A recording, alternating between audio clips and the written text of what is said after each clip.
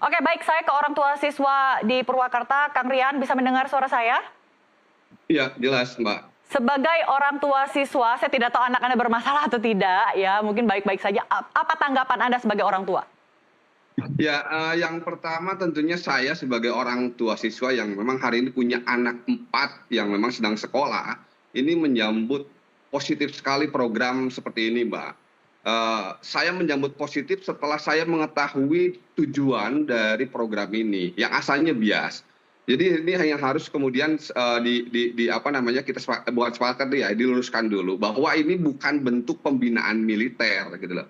Kalau pembinaan militer, militer itu kan dalam bahasa Yunani artinya bahwa orang yang dipersiapkan untuk bertempur. Tapi ini bukan pembinaan militer. Begitu saya mengetahui dari apa informasi-informasi yang dijelaskan oleh Pak Kadis tadi atau yang sebelum-sebelum yang disampaikan oleh Pak Kang Deddy Mulyadi sebagai gubernur, ini adalah pembinaan mental untuk pengembangan karakter, di mana sebetulnya pengembangan karakter itu adalah esensi dari kurikulum Merdeka Belajar. Jadi saya sebagai orang tua ya sangat menyambut positif, bahkan kalau perlu tidak usah tidak saja untuk siswa-siswa yang bermasalah, mungkin seperti siswa-siswa yang memang tidak bermasalah pun ya harus menurut saya bisa untuk mendapatkan pembinaan mental untuk pengembangan karakter sebagaimana esensi dalam kurikulum Merdeka Belajar Kang ini. Rian, tapi pendidikan karakter itu dimulai dari dari informal, dari rumah kita sendiri. Bukankah seharusnya orang tua yang lebih berperan lebih besar untuk pembinaan karakter anaknya? Karena orang tua yang paling Ya, memahami karakter anak itu.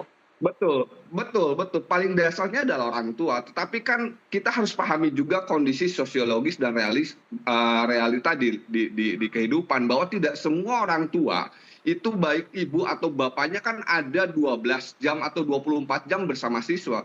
Contoh saya pribadi, saya bersama istri saya hanya bisa mendampingi anak saya itu adalah pada saat sore sampai malam gitu loh. Sampai pagi saja gitu loh ya. Dan ini menurut saya salah satu suplemen yang cukup baik untuk apa namanya pembinaan mental untuk pengembangan karakter gitu. Dan saya sendiri ya kalaupun anak saya tidak bermasalah saya setuju kalaupun harus diikutkan dalam program pembinaan mental gitu ya dalam pengembangan karakter gitu. Karena ini bukan pembinaan militer, ini harus Oke. diluruskan dulu ini bukan pembinaan militer gitu. Oke, Kang Rian, Anda punya 4 anak, ya tentu juga mungkin usianya berbeda-beda, ada yang remaja. Dan tadi disinggung oleh Pak Kadis adalah kebanyakan kenakalan ini rupa-rupanya adalah tawuran ataupun bolos sekolah. Jadi tidak ada kaitannya dengan pidana begitu ya. Nah, apakah Anda tidak bisa melihat kalau ini adalah fase remaja yang sedang mengeksplorasi diri, mencari identitas diri, sehingga merupakan satu fase di mana ada gejolak emosional yang kadang-kadang memang menyalahi norma sosial dan tidak sesuai dengan harapan orang tua. Dan itu bisa saja dilakukan pendekatan dengan komunikasi antara orang tua dengan anak. Tidak perlu sampai menjauhkan anak dari orang tua dan tinggal selama berminggu-minggu, berbulan-bulan di tempat yang asing bagi anak itu. Ya, ya kita paham bahwa usia remaja itu adalah fasenya seorang manusia di usia 16 sampai 20-an itu adalah untuk mencari jati diri gitu loh ya. Nah tadi disampaikan oleh Pak Kadis di dalam program pembinaan ini yang kemudian dibantu dengan apa namanya perangkat militer milik negara gitu loh, di dalamnya adalah tadi orang tua pun dilibatkan gitu loh. Nah mungkin ini adalah ruang yang bagus akhirnya di mana orang tua dengan siswa dalam ruang yang khusus bisa dipertemukan.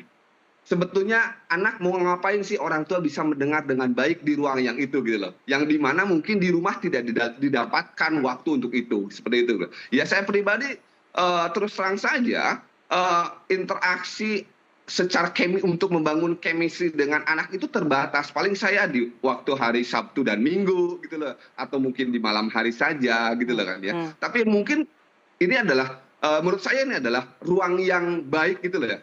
Tadi Pak Kadis menyampaikan bahwa orang tua pun akan dilibatkan nanti di dalam itu, dan ini adalah kesempatan yang baik untuk lebih dalam menggali sebetulnya anak pengen apa sih gitu loh. Oke. Dia jati dirinya itu seperti apa yang dia apa namanya dia ingin apa dan lainnya bisa lebih tahu orang tua, bisa lebih dekat, lebih misalnya lebih dapat lah. Baik, Pak Kadis, kenapa Purwakarta dipilih oleh Bapak Gubernur sebagai wilayah pertama ataupun bisa dibilang apa ya, percobaan mungkin ya. Apakah se-urgent apa sih Purwakarta ini?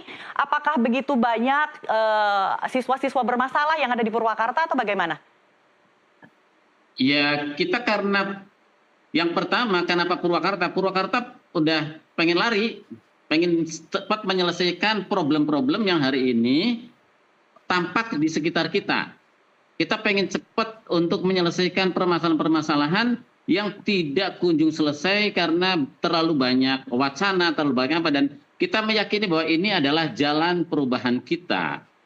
Mbak tadi bilang bahwa anak-anak perlu identitas, kenapa tidak di ini? Ya, ini anak-anak potensinya luar biasa, gitu. Tapi kalau tidak dikondisikan dengan cipta kondisi yang baik, ini akhirnya lari ke geng motor, akhirnya lari ke tempat-tempat nongkrong. Yang salah siapa? Ini bukan salah anak, ini adalah salah asuh, kurang perhatian dari orang tua. Makanya apa? Makanya kita itu bukan hanya anak yang kita selesaikan ini dengan masalah ini, tapi kita juga memberikan konseling terhadap orang tuanya.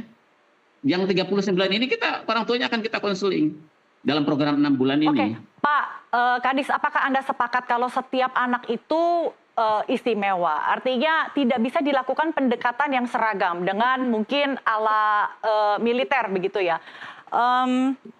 Ada anak yang bisa dididik secara keras gitu, tapi ada yang harus melalui pendekatan mungkin soft approach gitu. Ada yang harus diajak komunikasi, dipahami dulu akar masalahnya, kenapa anak ini menjadi nakal. Nah, menurut Anda ke-39 anak ini tidak semuanya tentu seragam, Pak Kadis, sama bisa dididik secara keras. Tapi melalui pendekatan ataupun program ini, apakah akan tepat sasaran ke-39 siswa bermasalah ini, Pak? Pak Kadis, silakan, audionya kami tidak bisa mendengar suara Anda. Oke. Anak kan mempunyai, di sekolah juga kan anak pendekatannya kan seperti itu. Jadi satu kelas kan gitu. Anak mempunyai perbedaan individual, betul. Anak mempunyai keistimewaan, betul. Nah, ini yang hari ini harus kita kembangkan. Bahwa anak-anak ini berpotensi, mempunyai karakter, dan mereka jangan sampai melakukan hal-hal yang negatif karena tidak melalui cipta kondisi yang bagus. Dan anak-anak itu pada senang. Tadi ada anak misalnya itu, ada anak yang menurut orang tuanya memerlukan perhatian karena mempunyai penyakit bawaan, diperiksa oleh dinas kesehatan. Nah, kemudian anaknya itu ditawarin apa yang mau diteruskan atau tidak, anaknya tetap pengen di situ, nggak mau pulang. Baik, Pak Kadis, tadi Anda sebutkan nanti setelah 2 pekan akan ada evaluasi. Nah, kira-kira tolak ukur keberhasilan program ini seperti apa? Ya kan nanti akan kelihatan bagaimana karakter anak itu, apakah dia sudah bisa tanpa komando dia sudah melakukan aktivitas-aktivitas yang biasa dilakukan sehari-hari atau tidak tuh pada minggu kedua gitu kan. Bisa tidak dia gitu. Nanti akan kelihatan bagaimana dari cara jalan, udah kelihatan bagaimana dia menghormati temannya, bagaimana dia melaksanakan mempunyai tanggung jawab terhadap jadwal-jadwal yang sudah diberikan kepada dia.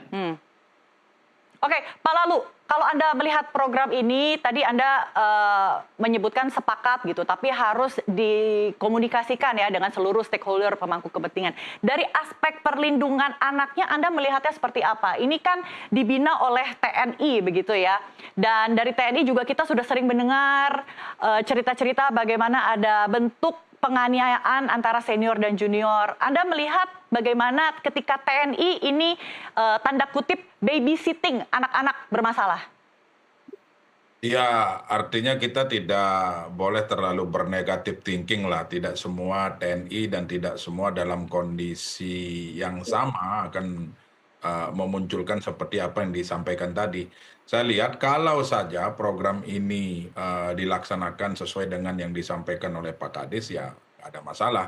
Tetapi yang membuat kehebohan kemarin itu kan karena disampaikan mengikuti wajib militer, kemudian bela negara dan sebagainya. Tapi kalau ini sudah jelas bahwa siswa-siswa ini tidak akan ketinggalan pelajaran di sekolahnya, walaupun di asrama mereka tetap belajar sesuai dengan teman-teman mereka di sekolah, itu tidak ada masalah. Tinggal ini kan saya melihat mereka ini kan ditambahkan untuk pelajaran peningkatan karakter, kemudian disiplin, mental, dan sebagainya. Bagi saya nggak ada masalah. Selama ini dilakukan dengan baik, kemudian diformulakan dengan baik, ya saya rasa sah-sah saja. Toh orang tua juga mendukung.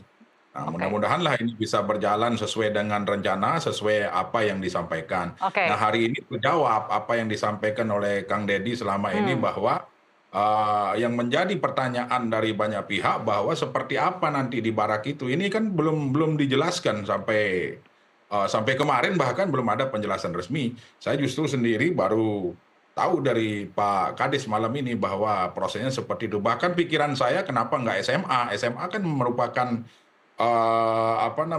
pembinaannya ada di pemerintah provinsi. Kenapa tidak SMA? Karena kalau saya melihat berarti di Purwakarta ini agak darurat tawuran, darurat geng motor ini Pak Kadis. Nah, berarti situasinya seperti itu. Pikiran kita kemarin kan anak-anak SMA yang tawuran, kemudian geng motor, dan kalau kita lihat kan kumpulan-kumpulan geng motor, kemudian tawuran dan sebagainya ini, ya mereka-mereka sudah di jenjang SMA seperti. Pak Kadis, terakhir saya ada baca ini dari Pak Gubernur, katanya saat ini fokus ke anak-anak bermasalah, tapi tidak menutup kemungkinan ke depannya pelajar yang dinilai gemulai begitu ya juga akan direkrut ataupun dimasukkan ke asrama militer untuk memperbaiki karakternya. Apakah benar demikian, Pak Kadis? Ya, saya berpandangan bahwa anak-anak bermasalah itu bukan hanya persoalan geng motor, tawuran. Anak-anak yang tidak sesuai dengan fitrahnya, dengan tugas-tugas perkembangannya, dengan kelayakannya, itu adalah bermasalah. Termasuk yang gemulai-gemulai itu kan sebenarnya memerlukan pembiasaan yang baik. Memerlukan situasi, kondisi pembiasaan yang perlu didesain. Maka tidak salah nanti kalau misalnya ada anak yang gemulai seperti itu, nanti diklasterkan jadi anak gemulai, kita bina lewat ini. Kalau program ini sudah sangat memungkinkan. Oke, tapi masalahnya sekarang banyak yang gemulai tapi tidak kelihatan gemulai, Pak Kadis, itu bagaimana? Yang gemulai tidak kelihatan gemulai bagaimana ya? Terus tahunya dari mana? Oke, itu nanti bisa dibicarakan, dievaluasi kembali. Oke, jadi sekarang orang tuanya ini yang menyerahkan anaknya ini ke pemerintah untuk dibina ya. Tapi bagaimana dengan sekolah? Apakah kepala sekolah juga bisa memberikan surat rekomendasi kalau ini siswa-siswa yang bermasalah untuk diserahkan kepada pemerintah daerah untuk digembleng? Pak Kadis? Oh ya. Apakah ya, hanya jadi sekolah, jadi ini kan orang tua, jadi ini kan program bersama antara sekolah dan orang tua. Kalau orang tuanya merekomendasikan, mengizinkan lanjut, kalau tidak ya tidak apa-apa. Kita kembalikan ke orang tua saja siswanya untuk dididik oleh mereka. Oke, jadi kesepakatan antara sekolah dengan orang tua ya. Oke, mungkin Kang Rian karena ini program kolaboratif. Iya. Jadi pendidikan itu tidak bisa diselesaikan oleh sekolah saja, oleh orang tua saja, atau hanya oleh orang tua dan sekolah tanpa masyarakat, tanpa bantuan dari orang lain. Makanya menteri sekarang, kementerian itu memperingati Hari Pendidikan dengan tema partisipasi semesta. Partisipasi semesta, ya ini kita sekarang lagi partisipasi semesta lintas sektor. Oke. Yang berpotensi melakukan kolaborasi, menumbuhkan karakter yang baik. Kebetulan hari ini kita memperingati Hari Pendidikan Nasional. Nih, Kang Rian sebagai orang tua siswa, saya rasa Anda juga familiar dengan yang namanya Bapak Pendidikan, Ki Hajar Dewantara. Ada semboyan Tut Wuri Handayani, yang artinya mendorong, membimbing dari belakang. Ini sepertinya bertentangan dengan program pembinaan ala militer. Terakhir, Kang Rian, singkat aja. Ya, tidak bertentangan, Mbak, karena maksudnya bukan pembinaan ala militer ini ya, tetapi ini adalah pembinaan mental dan kedisiplinan melalui perangkat militer yang dimiliki oleh negara, kan begitu gitu. Ya ini saya pikir ini adalah salah satu program yang bisa menjadi salah satu suplemen pembelajaran dalam kurikulum Merdeka Belajar, Belajar Merdeka, di mana secara esensinya adalah untuk pengembangan karakter dan minat siswa. Kan pengembangan itu harus dengan kedisiplinan, harus dengan mental yang baik dan disiplin yang baik gitu loh. Jadi saya menyambut positif dan berharap ini memang menjadi salah satu suplemen pembelajaran dalam kurikulum Merdeka Belajar, Belajar Merdeka. Itu saja. Terima kasih. Oke, tapi Pak Ki Hajar Dewantara tidak memasukkan faktor adanya kekerasan ala militer yang harus didapat atau diterima oleh mahasiswa supaya mereka bisa menjadi insan yang berkarakter, Kang Rian. Oh tidak, ini yang harus diluruskan, Mbak. Ini kan saya pikir yang sudah dijelaskan oleh Pak Kadi dan kemudian kenapa saya menyambut baik ini karena tidak ada kekerasan, tidak ada, Mbak, gitu loh kan ya. Tidak ada kekerasan gitu loh. Hanya bagaimana pola-pola menumbuhkan kedisiplinan ini memang dibantu oleh perangkat yang memang sudah terbiasa untuk membangun kedisiplinan yang kebetulan saja kemudian sekarang dengan perangkat militer milik negara gitu loh. Saya pikir ini sangat selaras dengan apa tujuan dari Bapak Pendidikan kita, Pak Ki Hajar Dewantara gitu loh. Oke, Pak Kadis, ini kan gelombang pertama ya Pak Kadis ya? Ya. Seberapa sering perekrutan anak bermasalah ini akan dilakukan? Artinya gelombang berikutnya kira-kira akan kapan? Ya kita lihat data aja nanti, ini kan juga yang SMA, SMK udah ada. Jadi ini karena tempatnya terbatas, jadi bergilir gitu ya.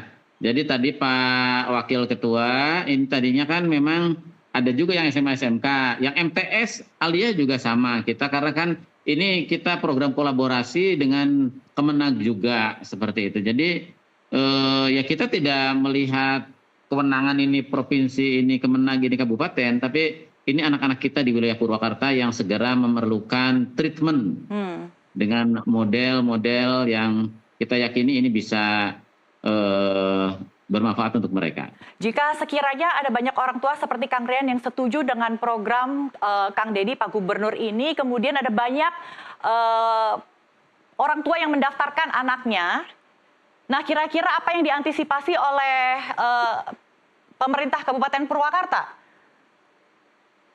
Ya kita akan menerapkan skala prioritas karena kan ini juga banyak aspirasi dari masyarakat yang saya juga mau anak saya biar terbiasa seperti itu ya, tapi kan kita skala prioritas dulu karena pertama tempatnya terbatas, tenaganya terbatas, ya kita prioritasnya yang ada di puncak dulu nih, gitu.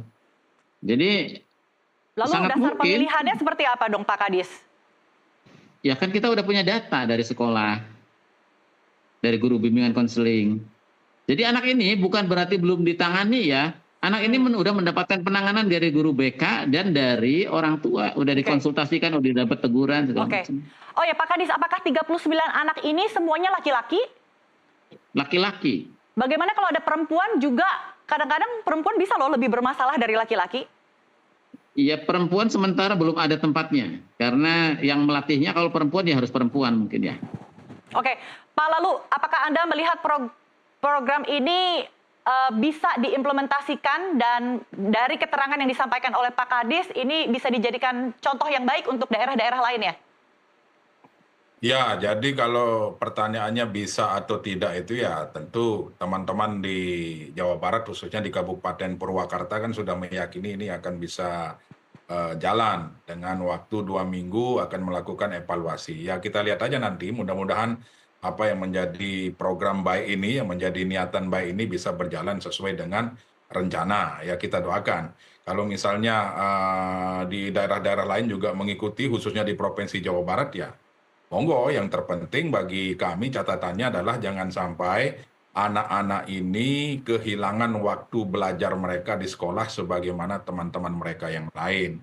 Kemudian yang kedua, peran guru, baik itu guru BP, guru BK, kemudian guru mata pelajaran, wali kelas di sekolah juga betul-betul harus kita maksimalkan. Dalam rangka apa ya? Dalam rangka tentu meningkatkan kualitas dari siswa-siswa kita hari ini. Ya kita lihat saja ya mudah-mudahan program ini bisa berjalan dengan baik seperti itu. Oke, Kang Rian, tadi Anda sebutkan meskipun Anda merasa keempat anak Anda tidak bermasalah, tapi juga ingin mendaftarkan anaknya untuk mendapatkan pembinaan agar karakternya itu lebih terbentuk, begitu ya. Apakah Anda tidak khawatir ketika berpisah dengan anak, maka akan mengganggu perkembangan mental anak itu sendiri? Sehingga ada kekhawatiran kalau anak ini apakah akan merasa bahwa dirinya dibuang orang tuanya? tidak usah khawatir Mbak, karena kan ini diserahkan pada yang ahlinya, begitulah kurang lebih ya pembinaan disiplin. Dan ini kan waktunya juga tidak sampai bertahun-tahun, berbulan-bulan gitu. Dan yang harus paling dipahami adalah ini bukan pendidikan atau pembinaan militer, bukan. Jadi bukan menyiapkan siswa untuk menjadi orang yang dipersenjatai dan siap bertempur. Ini adalah pembinaan kedisiplinan dan mental saja bagi siswa gitu, yang kebetulan melalui perangkat militer yang dimiliki oleh negara, kan begitu. Mungkin ada ruang-ruang yang lain yang kemudian ke depannya bisa dikembangkan untuk dalam rangka pembinaan mental dan pembinaan kedisiplinan bagi siswa, terutama adalah siswa yang bermasalah. Jadi saya sebagai orang tua tidak khawatir gitu loh kan. Jadi Anda tidak melihat ini sebagai sarana yang disiapkan oleh pemerintah daerah untuk orang tua yang sudah nyerah mendidik anaknya hingga ingin lepas cuci tangan dan menyerahkannya kepada pemerintah? Ya, berpikirnya jangan kemudian bahwa orang tua ini adalah orang tua yang nyerah dan ingin melepaskan anaknya, tidak begitu. Tapi mari orang tua berpikir bahwa ini adalah ruang yang terbaik mungkin untuk nanti mendapatkan chemistry yang semakin dalam dengan anak melalui ruang ini yang difasilitasi oleh perangkat militer yang dimiliki oleh negara dan pemerintah itu sendiri. Baik, terima kasih. Perlu dipikirkan ya kalau misalnya kenakalan anak itu bukanlah indikasi kalau anaknya itu jahat, anaknya itu bebal, anaknya itu tidak bisa berubah. Tapi perlu ada pendekatan yang tepat ini agar anak-anak bisa menjadi insan yang lebih bertanggung jawab dan membawa harapan. Terima kasih Pak Kadis Purwanto, Kang Rian, dan juga Pak Lalu yang telah berbincang bersama kami di NTV Prime. Pemirsa, sekian NTV Prime kali ini. Terima kasih atas kebersamaan Anda. Saya Desmona Chandra, pamit. Sampai jumpa.